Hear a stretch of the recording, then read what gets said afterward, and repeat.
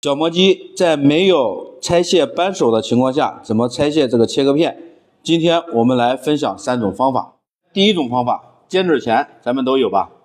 这边给它锁住，然后尖嘴钳子卡到其中的2个孔里，这样就下来了。第二种方法，锤子和凿子咱们都有吧？如果没有这个凿子的话，也可以用一个穿心螺丝刀来代替。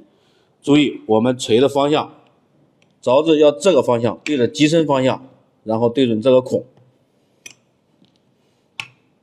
这样用力一敲就拆下来了。第3种方法，我们找2个这样的钻头，给它放到这个孔里，注意这个钻头不能太细，要跟这个孔的直径差不多。然后我们找这样一个夹力杆，然后这样就下来了。3种拆卸方法你学会了吗？